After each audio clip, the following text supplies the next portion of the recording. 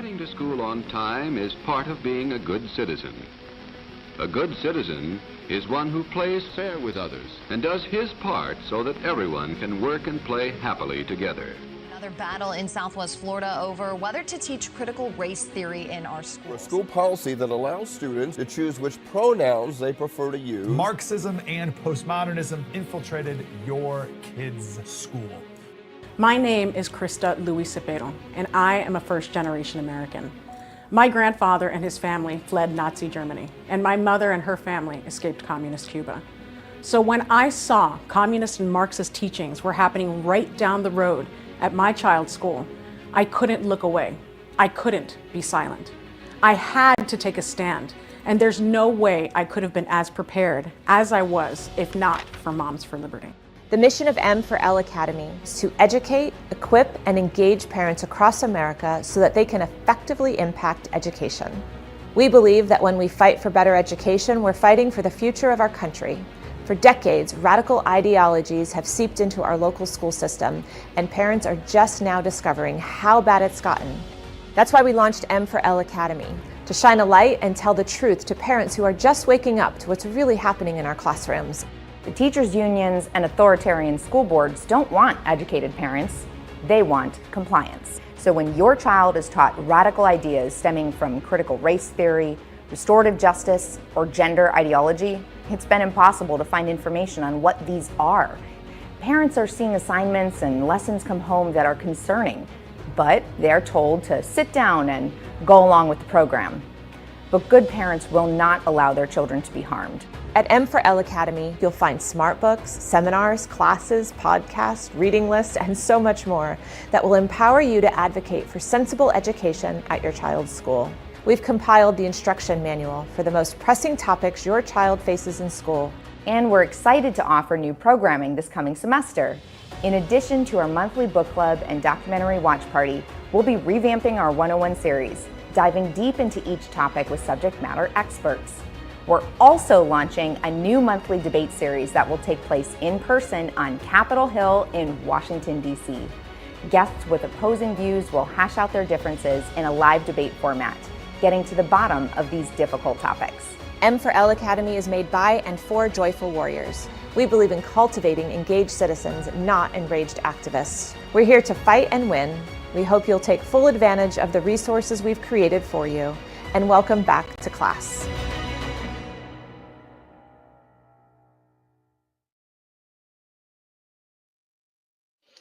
Well, hello, beautiful people, and welcome back to M4L Academy. My name is Missy Karwowski, Director of M4LA, and I'm so glad that you've joined us today. This is our last installment of our campus briefings in August, where we've been focused on all things back to school. We've covered curriculum and communication, important school safety considerations, and highlighted several red flags for you to remember about parental rights. If you missed anything, don't worry, you can catch it all on our website and on the Moms for Liberty YouTube channel. We're wrapping up Back to School Month with a fun and encouraging exploration of how to be involved and get engaged as a parent. We're all so busy, which is why today's episode is all about how parents, and yes, even busy working parents, can stay involved in their children's education and take that next step into real engagement with their school systems. We're joined by two powerhouse moms, Becky Lou Hobbs and Jen Turner, who've gone from classroom volunteers to district watchdogs and community leaders. Whether you're just getting started or wondering how to get engaged and what that really looks like, this conversation will inspire you, equip you, and maybe even make you laugh. Because let's be honest, parent advocacy isn't always glamorous, but it is always worth it. So let's get started. Our first guest is Becky Lou Hobbs. Becky grew up in Wake County, eventually earning her degree from NC State and settling in Raleigh with her husband and 3 kids, who keep her on her toes and her coffee cup full.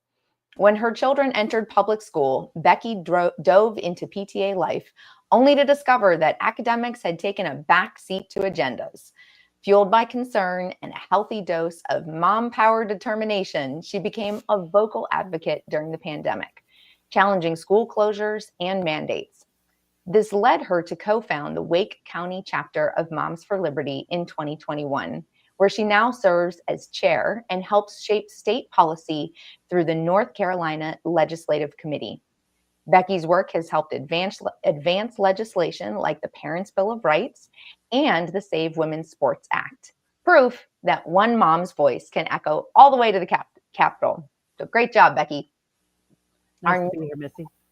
And our next guest is Jen Turner. Jen is the Moms for Liberty chapter chair for Polk County, Iowa, so a little bit on the other side of the country, and the 2023 recipient of the National Joyful Warrior Award. A single mom and a full-time flooring consultant, Jen never expected to become a leading voice in the fight for parental rights until one Facebook post changed everything. After raising concerns about a 4th grade lesson on race, she faced intense backlash from online attacks to HR complaints and even slashed tires.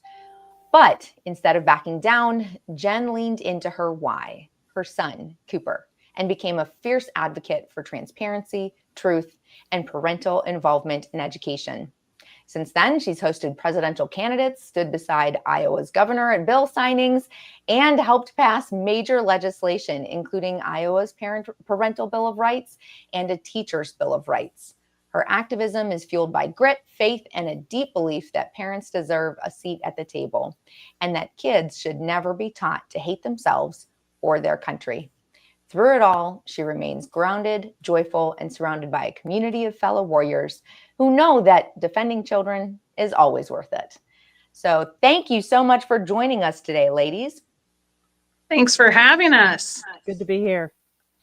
Well, I am really excited to have this conversation with you because I think so many times it's easy for us for the media to just get focused on these really negative sides of engagement and involvement. So I'm really excited to talk on something a little bit more encouraging and positive. I do want to lay the groundwork a little bit because I've been saying the words engaged and involved. And just like I talked about with Tina yesterday, I see those as a little bit different. I get it. They're very, very similar. But what I mean by that is involved looks more like, helping out in the classroom, of course, helping your kids with school homework and checking in with the teacher, maybe room mom in some way. Whereas engaged, when I say that, I'm talking a little bit more about stepping into the school system, attending school board meetings maybe, and doing a little bit more. So that's where I want to start the groundwork or lay the groundwork. So that being said, I'd love to understand from both of you, what did being involved look like for you when your kids first started school? Well, I mean, when my kids first started school in 2012, that was joining the PTA. That was where I started, and getting to know the teacher that my child had, and of course, as years progressed, my children had.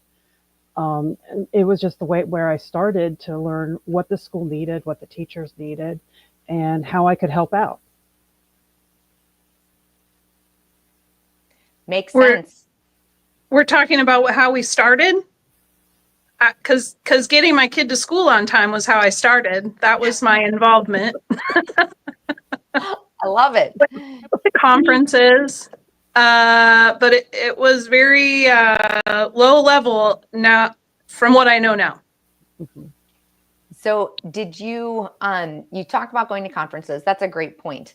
Were either of you stay-at-home moms or were you both working? I've never been a stay-at-home mom. The time my children started school, I worked a very structured job that was a Monday through Friday, 8 to 5, very structured, not the type of job that would let you off with no notice. You would have to give advance notice in order to get off to do anything. So any time to do a teacher conference, which of course back then, you didn't have the convenience of Zoom and things like that we have now. That meant in person. So you had to plan, you had to communicate in order to do that kind of stuff. And that was the same thing with PTA meetings or any kind of event that was going on at the school. It meant, planning your time out so that you could end up going there in person in order to participate and help out. That's a great point. And the reason I ask that is because sometimes I think a lot of people think that only parents that are stay at home can make it work to be involved. And so I want to encourage other parents that working parents, because I was always, most of the time I was a working parent. So that's why I find that encouraging. Well, there's so much more to do than just be in the classroom. I mean, there's so much behind the scenes stuff. You know, it's just a matter of figuring out what your talents are. So how that, you can best, teachers can best utilize your talents in order to help the classroom and to help the school. That is a really good point. I want to dive back into that in a little bit. Jen, how about you? What did that look like? I've always been working. I actually am not sure there's not been very much time in my life that I've only had one job. So I was working two. When my son started school, I'm a flooring salesperson. And then I was also waiting tables, very part-time, but when I could. So it felt like it's hard. It was hard. It was hard to make time to do the things, to be engaged. And I think you just feel like you send your kid to school. I did the minimum, right? Now I know it's the minimum that I could do. I helped with fundraisers and went to conferences, and that's all I felt like I had time for. So it's been a learning curve. That sounds about right. So that I don't know that I even did that much, to be frank. I felt like you just said it. You send your kids to school and you feel like you have this contract that they're going to come home and everything's going to be fine. We'll get to that more in a little bit. So just as a quick side before we move on, what did either of you have a creative way that you might recommend for working parents to support their child's classroom or school, even if you can't be maybe physically attending parties or anything during the day? Becky, let's start with you. Yeah, I kind of touched on it, is what are your talents? How can the school utilize it? In my case, I've got training in landscape design. So my school actually needed help with the landscaping because the budget cuts. Wake County is a very large system. That's usually the first thing to go, is any kind of grounds maintenance.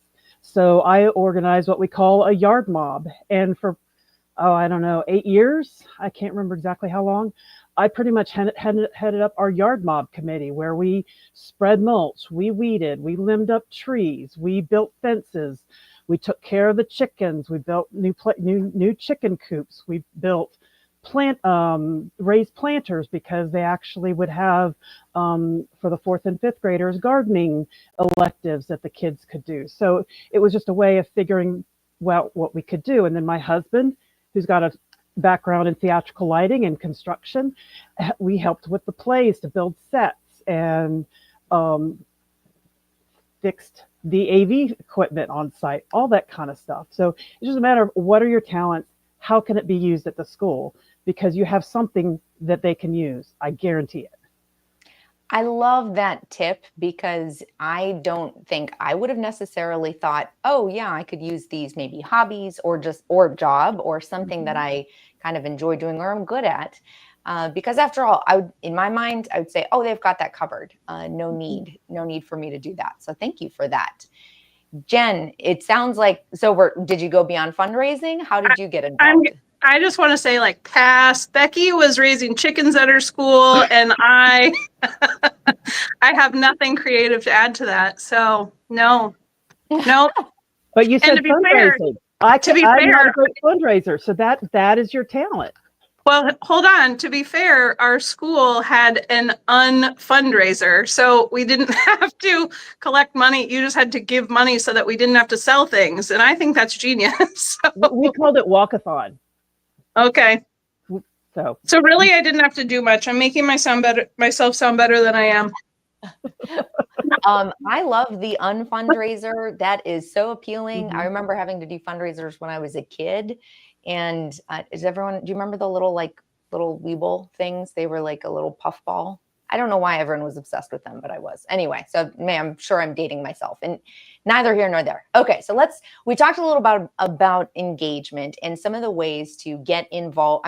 About involvement, ways to get involved kind of unique ways that may not have been my standard way of thinking of getting involved, and some like fundraising that are standard ways that are still also needed.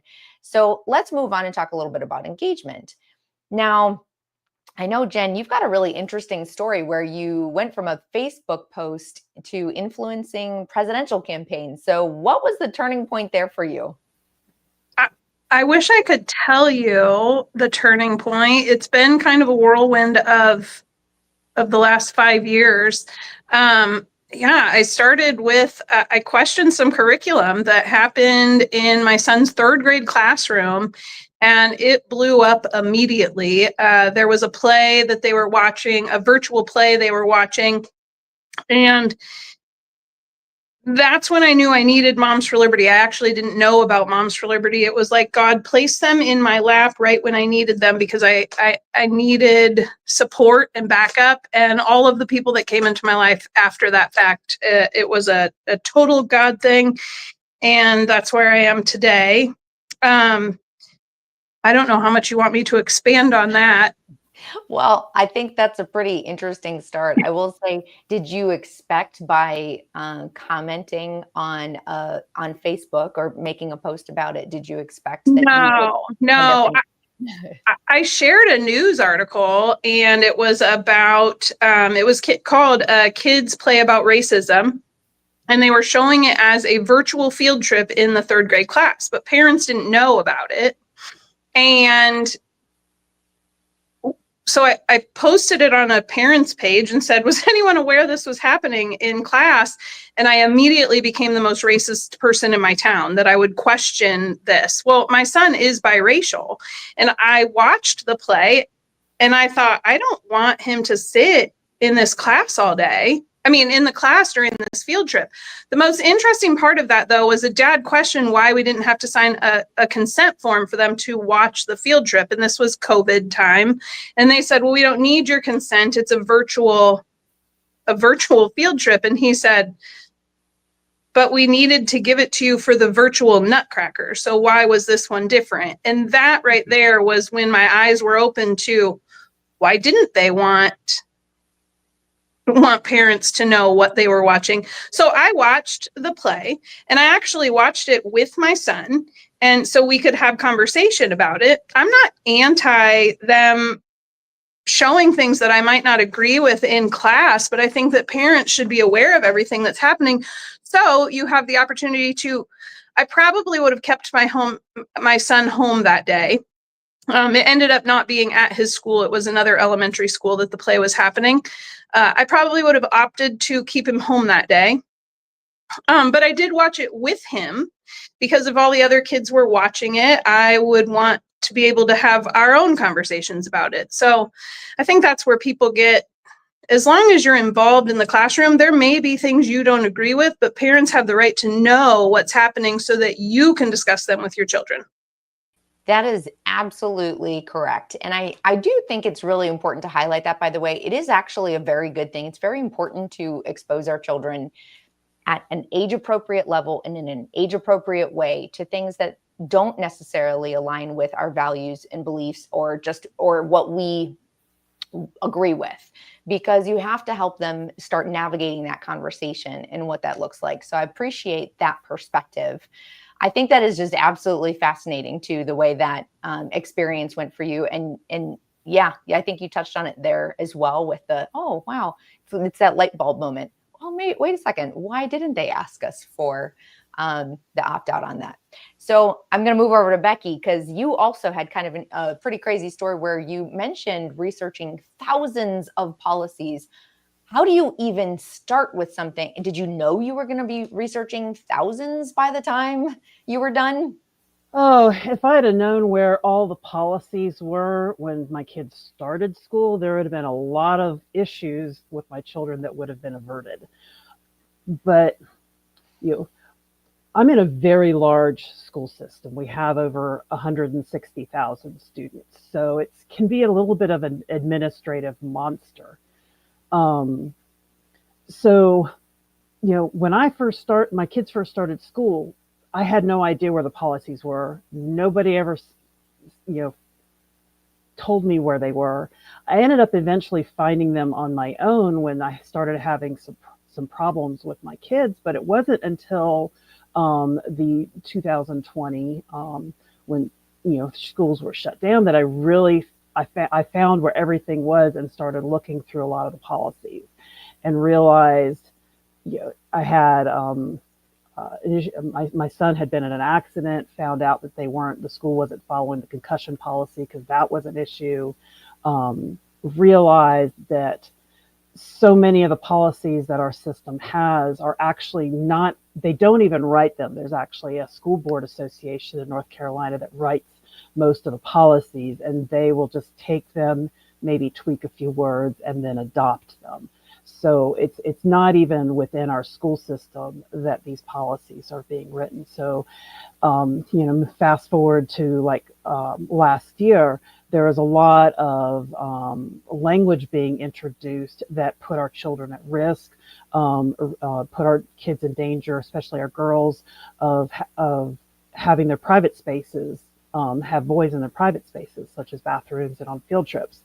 So that, brings back to involvement of why I've gotten more involved on a state level, because we, together with the other Moms for Liberty chapters in North Carolina, we advocated with a lot of other grassroots organizations to get our laws changed, because until we were able to change those laws, it didn't force them to change these policies that allowed some of this stuff to happen.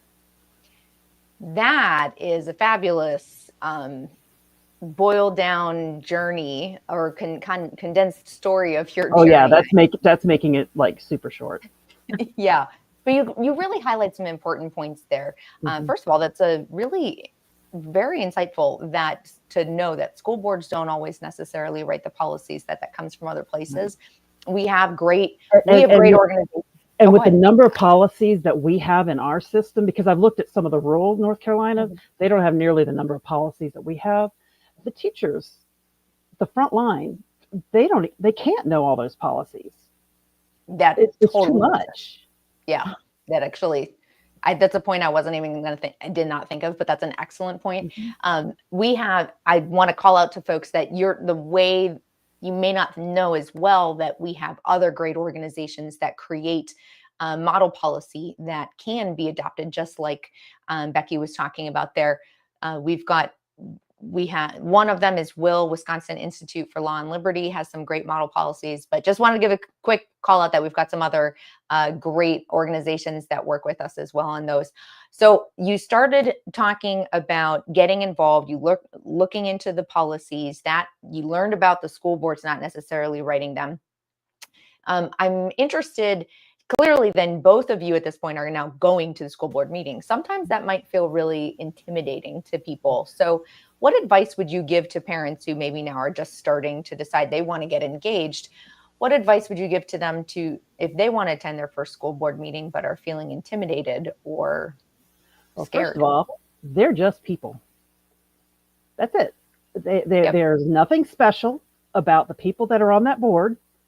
And in fact, a lot of school board races run unopposed.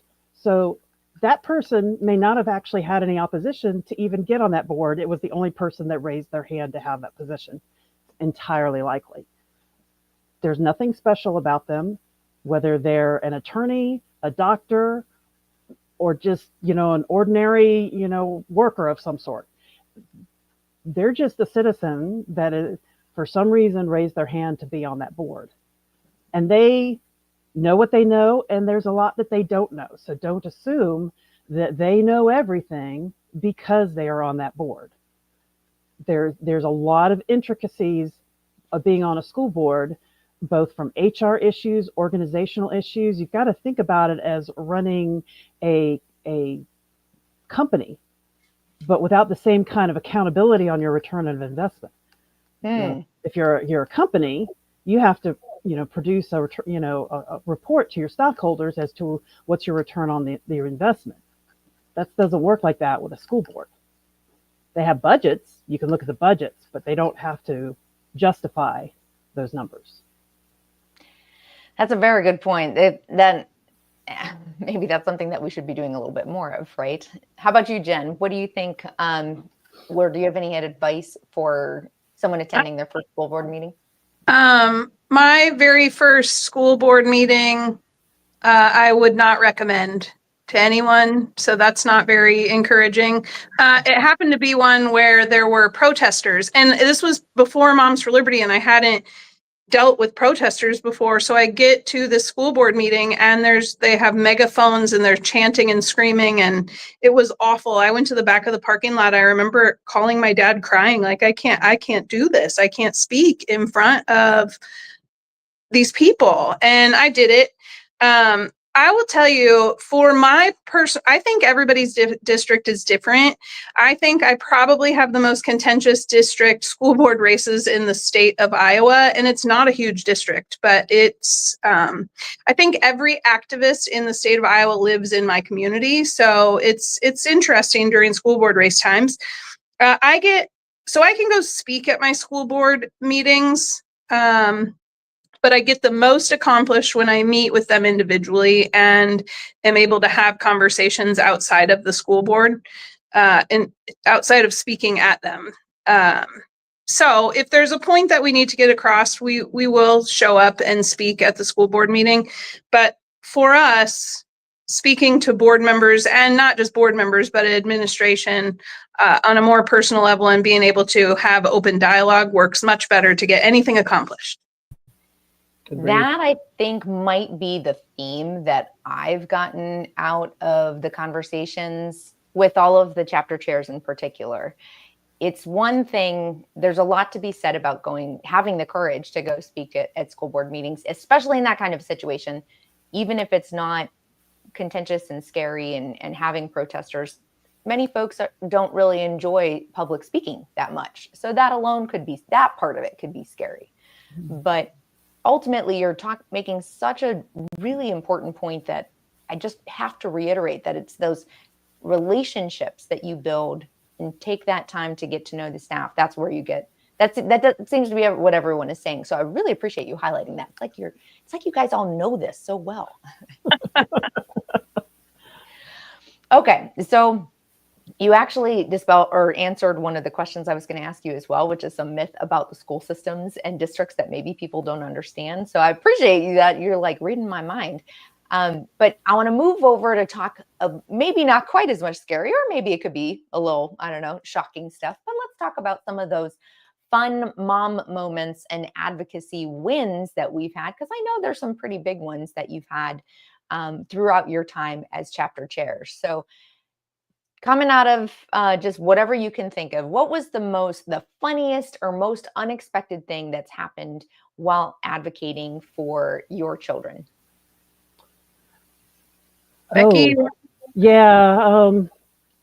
First thing that came to mind was when they finally let parents back in to volunteer. So our system kept kids out of school for a rather long time.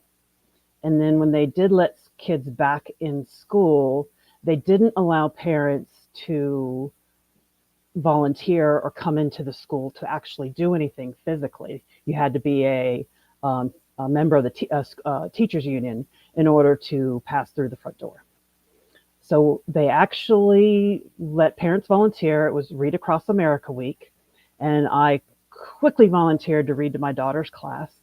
And of course, since I had been vocally advocating for getting the kids back in school, to not force them to wear masks, our system actually did have some policies in place to treat kids differently, whether they're vaccinated or unvaccinated. They knew where I stood. Let's just put it that way. So I went to read a book in the classroom. It's fine. I sit in my daughter's classroom. It was second grade. So I sit down and I'm about to start reading, and the principal comes through the door, and he's about to sit down. And as he turns around and sees it's me, he gets up and walks back out the other door. And it was just hysterical because, at this time I'd been at that school with children since 2012, and it was now 2021, maybe 2022. I can't remember exactly the year, but You know, he knew me for a long time. You know, I was the same person. I had just given my mind about a few issues, and evidently he didn't want to stick around for me to read a book to the kids once he saw it was me. That must have felt really unexpected because you had, like you said, you had a really good relationship, right? Oh, yeah. No, yeah, we had a really good relationship. I mean, you know, because like back to the yard mob stuff. So I had keys to get into the school courtyard because of the yard. So they trusted me with stuff. But for whatever reason, I don't know, he got up and walked away. And for a few months after that, when he would see me in the hallways, he'd kind of turn around and walk away. It eventually kind of died around. It was just a little bit funny that for a little while he didn't seem to want to talk to me or be in a room with me. Well, and I think when we were talking before, you mentioned that it was almost like he didn't know exactly how to respond to you. I think that was more, he just didn't know how to deal with me because we were obviously had very different opinions. Yeah. And I think, you know, I think a lot of people will be afraid of that confrontation. Right. You know? And you just have to, you know, stand your ground, and, you know, you believe what you believe, and there's a reason for what you believe, and don't let somebody tell you that you shouldn't believe that because you're fill in whatever name that they want to call you. That is not political discourse. There's got to be reasonings behind it. So we have school board members that will actually have a reasonable conversation with you, and we will have school board members that won't give you the time of day and will do just that, just call you names. You just have to ignore it and move on, and, you know, do what you can do. Yep, that is exactly right. And I want to just call out before I go over to Jen, if anyone, you guys, as we're going through this, drop some comments, questions in the chat there. If you have something you want to ask these folks for amazing women on advice and that maybe you're considering getting involved, or you have a question for how to deal with a situation like that, drop it in the comments. We can absolutely talk about it. We're getting to Q&A a little bit later. So just send your best ones over there. We have a chance to get some good advice right here. So I want to highlight real quick before I move over to Jen, the value that was just stated by Becky, that, you know, even when you have a challenging situation, a confrontation with, or a time that the relationship kind of slips a little bit, or, you know, is feeling a little rocky, what Becky just did there, it gives a chance for the administrator to see that, hey, you're still a good person. And sometimes I think that's the narrative that we have to overcome as well, is that the other side, if you will, or the public hears that we're these terrible people. And if you can just continue to show them that, you know, godly love and being a good person, and see that you really are a good person, that can make a big difference. So, okay, just wanted to drop that in there because I thought that's just such a great little tidbit that is hidden behind that story. So kudos to you, Becky, for hanging in there. Jen, how about you? What is your funniest or most unexpected thing that's happened to you? Well, mine's not in the school, but you mentioned us hosting presidential candidates, and that's something I never thought. I mean, why? I'm a mom of a kid. That's all I was doing, advocating for my kid, and all of a sudden we're thrown in this arena with these.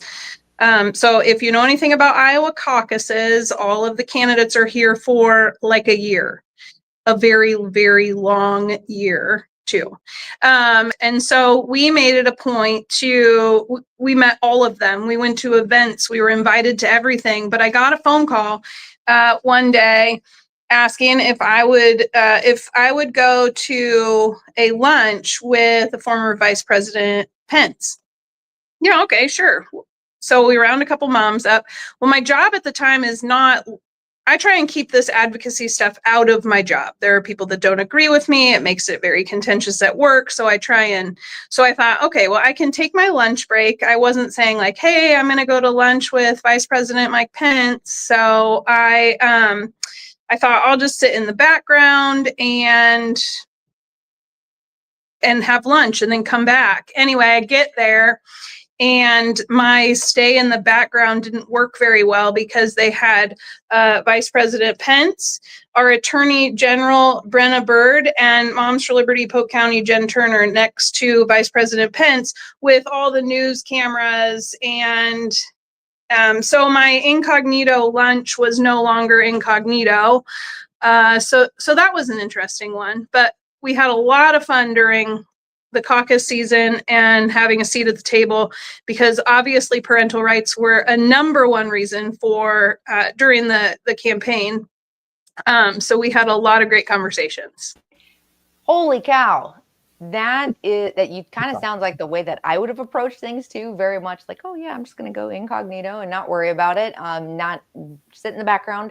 So I just have to ask a quick question on that one, because I forgot about that little piece. I heard your story, which, let me just tell you, everyone, if you're enjoying Jen's story, she's been featured on the Fire of Liberty podcast. You should go check it out because it's a really great story. I believe that she was the first one who didn't cry. So way to go. But anyway, so how did, just a little quick sidebar there, how did you handle that in work then? Did it cause problems at work for you to kind of be outed, so to speak? I was outed a number of ways. I mean, you get these people that think they know you or hate you. I told you all the activists live in my town. So they would put letter writing campaigns together and contact my work and say I was a Nazi, bigot, all the things working for them. I went to HR 2 times. So my company knew me, right? They knew those things weren't true, but it was very odd knowing that there's people out in the community that are trying to destroy your life, trying to destroy your livelihood. And it's just something I would never do. I just would choose not to go to a business or not support something, but not actively try and cancel someone. So that's where we're different. Yeah, that is a very different mentality. I agree. Well, way to go, hanging in there and staying positive. I just have to say, it's always one of my favorite things about Moms for Liberty. And I encourage anyone, if you are feeling tired, alone, or that you're in this fight or wondering what to do, and maybe you just need a good community, join Moms for Liberty. We literally are joyful warriors. It truly is just so fulfilling. So just had to say that super fast. Okay. So let's go to something maybe a little bit lighter and come back to maybe and say, what's one small win that felt huge for your family or community? And maybe it wouldn't be considered a big one, but it can make a big deal for you. Oh, wow. Honestly, it was getting the kids back into school. That was a really hard fight. Getting kids back in person in school, all of them here in Wake County. And it took all of us across the state working together and getting to know our legislators, because we had a majority conservative in our legislature, but we had a very liberal governor. He kept us under emergency orders for 888 days. So that win of getting the kids back into school, I mean, it was just amazing. And the way it made a difference in my daughter's attitude towards school, because she was so young when schools shut down. And she lost half of her first grade year. So, the second half of her second grade year, she was able to go in person in school and actually meet her classmates and meet her teacher. It was just absolutely amazing. All right. So I said small win. That was a massive win. I think all of us can say it feels so surreal to look back in time and know that we lived through that. It's just shocking. So I know that was a massive fight that you were dealing with. And so kudos. I think congratulations are definitely in order for that. Jen, how about you? One, there's lots of small wins because I have two, so I'm going to tell you two wins. But the win that's every week is the amount of parents or teachers that send us messages. We get emails all the time or Facebook messages asking for help, and that me or any of the chapter leadership in Iowa is able to help them. We know policy, we know which laws to look for, we know what legislators to contact, and the fact that before all of this, I didn't even know who my state House of Representative or my senator was. I mean, I was very unengaged with local politics. And so the fact that now we're reading through bills and know laws and are able to direct parents, those are the wins every single week. But my most favorite win is our, and you said our Teachers' Bill of Rights. And that was just a bunch of us chapter chairs. When I say chairs, it's all of our leadership team. We, in every chapter in Iowa, we work really closely together. And we're talking one Friday night about if we could get some teachers in front of the legislators because they were being harmed in their classroom and talking about the behaviors and some of the things. So I had emailed or I had texted one of our legislators and said, hey, would you be interested in getting together with some teachers? This is on a Friday night. So you could hear some of their stories of what's going on. And he said, sure, can you make Monday night work? So Friday to Monday, we round up 18 teachers that are willing to come to the Capitol on a Monday night after 5 o'clock. And we walk into this room and it's full of legislators. They were in there for, I want to say, well over 2 hours, and said that it was the most productive meeting they had ever had. They got the most information from these teachers. So they're hearing from the front lines. And from that was HF 604, which is House File 604, which refer to as the Teachers' Bill of Rights. But knowing the right people to talk to and building these relationships with teachers that trust you, that will go sit with the legislators and talk about these issues, that is my favorite win of all time in Iowa. I like both of those. Awesome. I think that you managed to get one that seems small, right? Because it's maybe not as obvious of one, but holy cow, that is fantastic. Also supporting one of our values with Moms for Liberty of building relationships. That is so true. That's what you were saying earlier. That's the way that we get things done. You don't get, I mean, sure, I guess somebody gets stuff done by being the squeaky wheel, right? But building those relationships really does make such a difference. I absolutely love that. What a cool story. I didn't know that. That's really awesome. Okay, so we do have a question that came in. You talked about, that I think is kind of interesting, because you were talking about all the Iowa chapters working so well together. And this one is maybe from the teachers' union's perspective. So do you feel that the teacher unions are very coordinated against parents? Do they work coordinated against parents? And if so, why? Is this to me? Third view to both of you. Jen, why don't we start with you, Jen?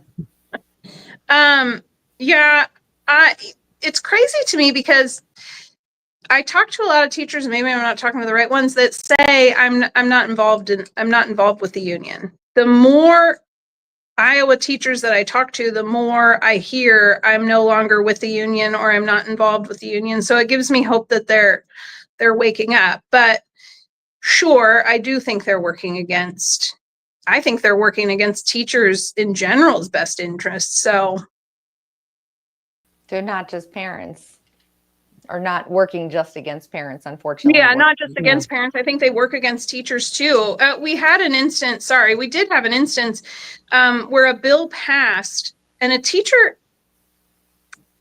it's such a long story and I don't even know how to get into it anyway, but the teacher wanted some help, and because she had joined the union because she was scared, she thought that it was something that she should do to help back her up in a situation she was in.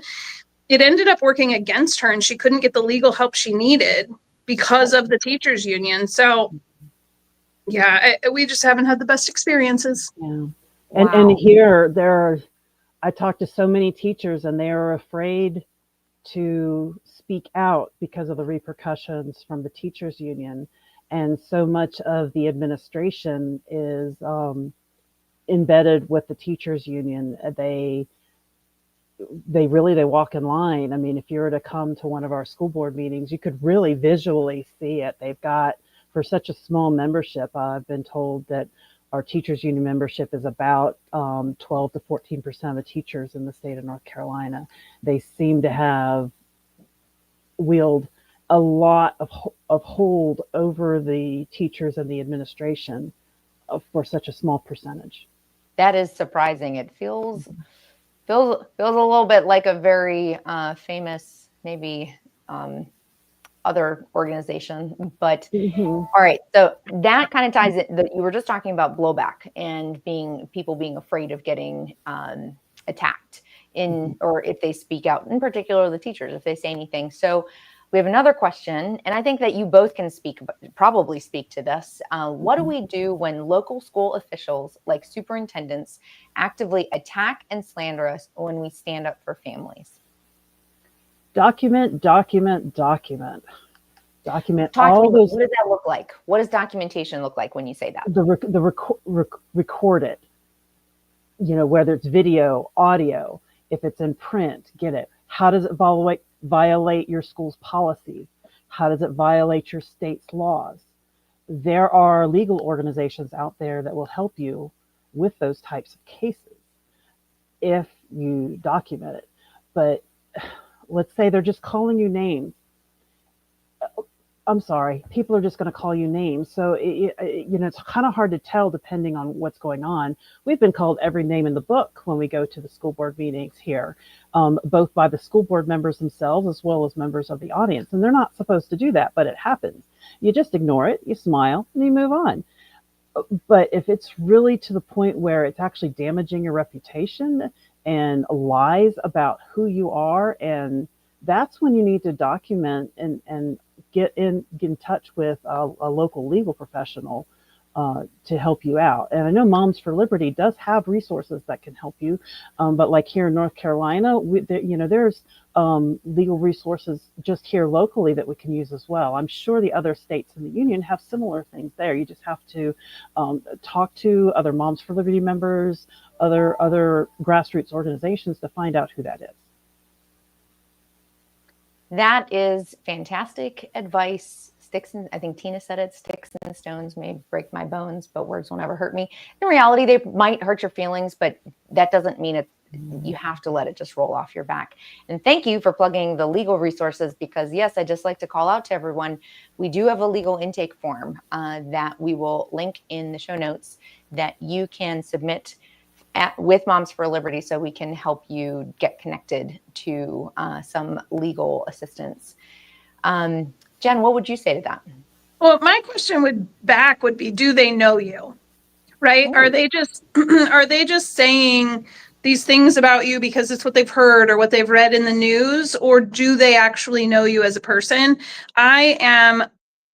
People think I'm crazy because I will put myself in front of anyone that if people want to say bad things about me, or say the media, right? The media wants to interview me about something. I want to do it in person because I want them to have to meet me, know me, and then talk bad about me, as opposed to, so if it were me, I would set up an appointment and say, hey, let's have a conversation.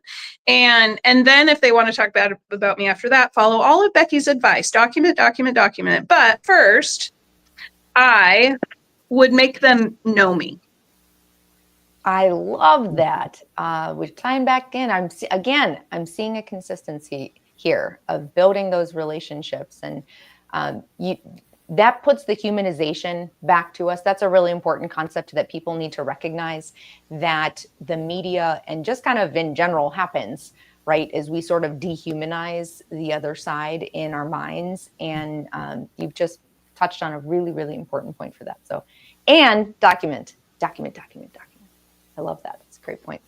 All right. So we've got one more question and then we'll wrap it up. But this one I think is pretty relevant, and I believe you both have some experience to this. So what should I do when I find explicit material in my kid's school?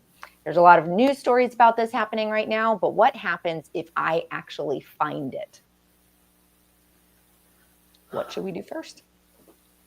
Well, first of all, Is it in the library? Is it in the curriculum? It's going to depend on where you are finding the information as to what you should do with it. I mean, always bring it to the attention of your teacher and to the administration.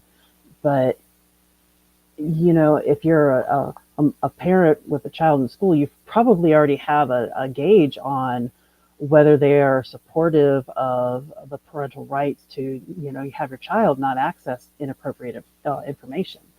I know my experiences here in our school system, most of the administration is very for having this information at children's fingertips. So once again, really getting back to documenting it. Where did you find it? What was it in? What is the context that it's in? It was a book read in class. How did the rest of the class react? What went on?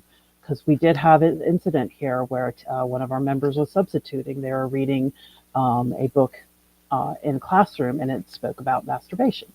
And the child was forced to read it out loud, and the child was very uncomfortable and was made fun of.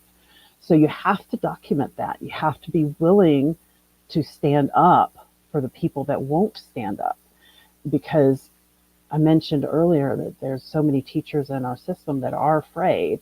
You have to have that documentation if you're not the first one there in order to stand up to the school system who are making those decisions on our curriculum.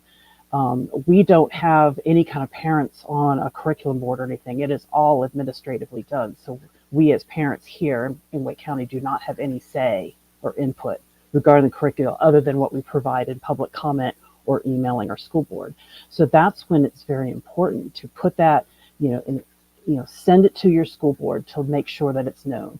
Talk to other local groups that are like-minded in order to get the word out. A lot of parents are asleep at the wheel.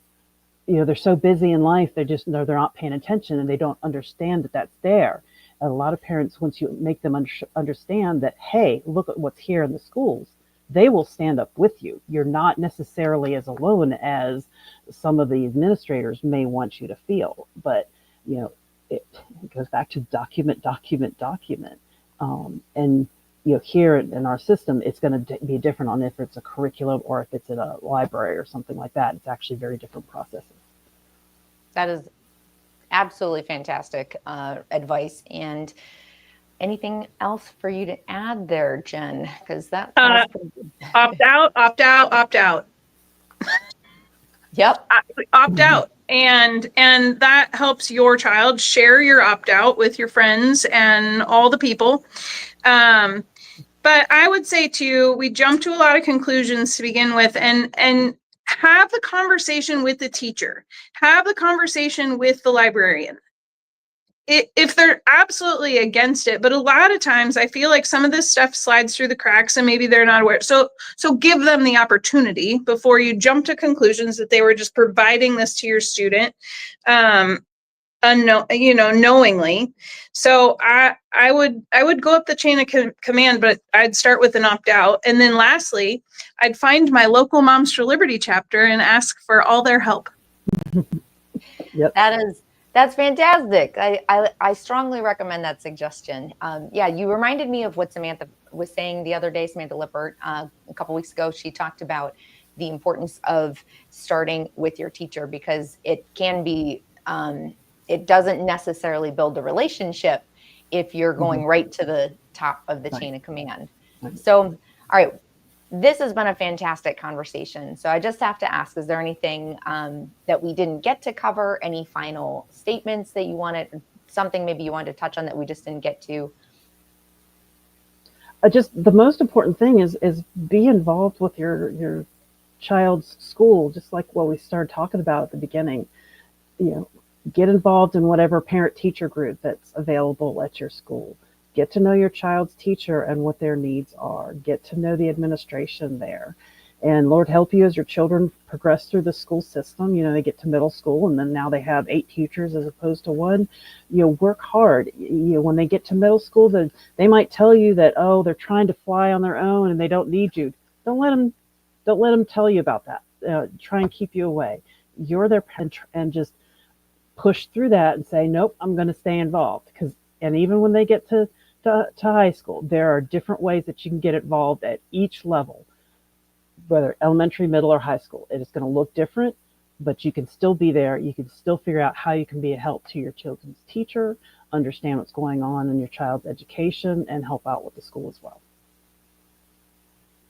That is fantastic. It's like that sounds like something you would say if a parent is at home thinking, I'm just one person, what difference can I do? And does my opinion as a parent even matter? Because sometimes... Well, it goes back to the old adage, how do you eat an elephant?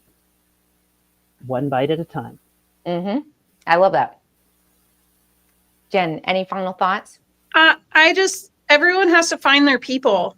If I would not have found Moms for Liberty 4.5 years ago, I have no idea where I would be right now or how I would navigate all of this. So it's much easier when you can find like-minded people that will walk next to you through all of the challenges, and realize that the school, there are a lot of really great teachers, administrators, school board members that are willing to work with you. I think that oftentimes we go in so hesitant because we hear all of the bad things, but there are so many good educators out there, and they're willing to build that relationship. They may not agree with you, but they're willing to have the conversation. And so find your people and build relationships. Those are my takeaways. Yeah. And I want to add, you know, if I had Moms for Liberty available to help out with some of the issues that we've had with my kids before its founding, there are some issues that we would have had with our kids and what was going on that would have been so much easier having like-minded people that could have helped me navigate the system, because so much of my time was spent learning it without any help. So, you know, here I am, I'm now trying to teach other people, but, you know, what, like Jen said, finding your like-minded people that can help you out. That's really what it's all about. That I agree. That really is how it is. It's very, I remember feeling every time I hear someone say something like that, it reminds me of how I felt during COVID.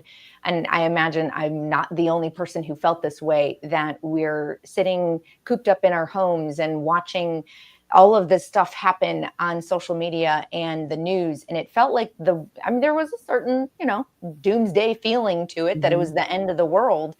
And then if you went out to the store because you had to go get groceries in some way and couldn't get them delivered, or you just wanted to leave your house because you're going stir crazy, all of a sudden you realize, wait a second, it's not the end of the world.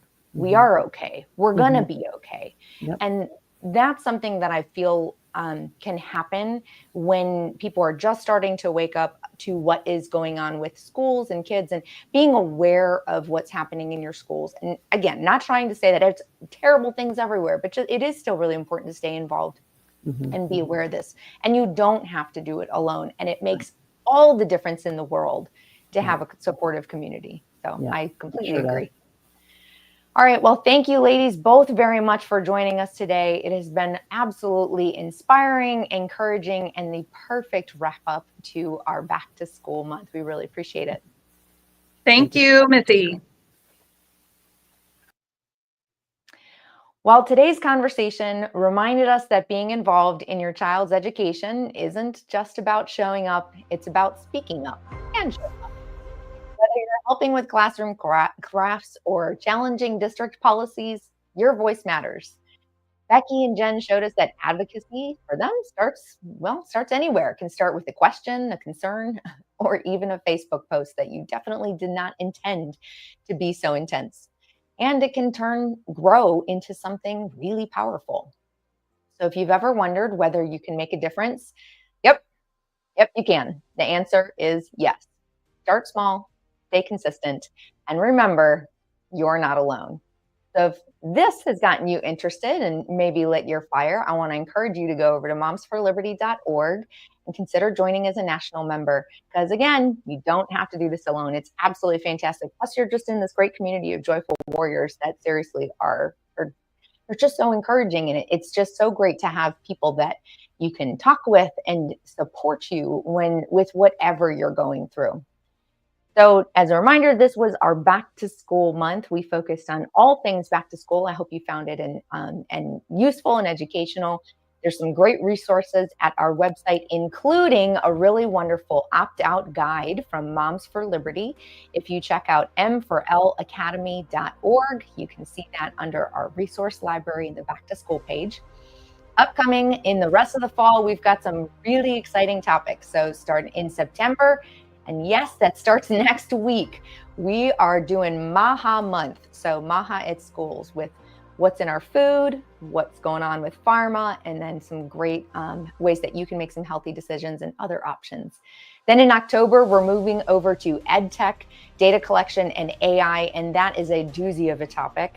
Not to mention, we have Summit coming up, so you want to go to momsforliberty.org and check out getting some tickets there, because it's going to be an amazing event. I am so excited for the speakers that we have coming. You don't want to miss it.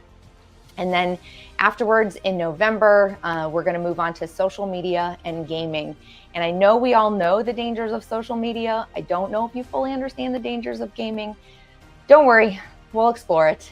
And so if you've enjoyed this story today, like I mentioned a little bit earlier with Jen Turner's story, you can tune into the Fire of Liberty show every Wednesday live at 10 a.m. Eastern to hear even more great stories of our inspiring, joyful warriors. As James Madison said, the advancement and diffusion of knowledge is the only true guardian of liberty. And that is the mission of M4L Academy. Thanks again for joining us. Class dismissed.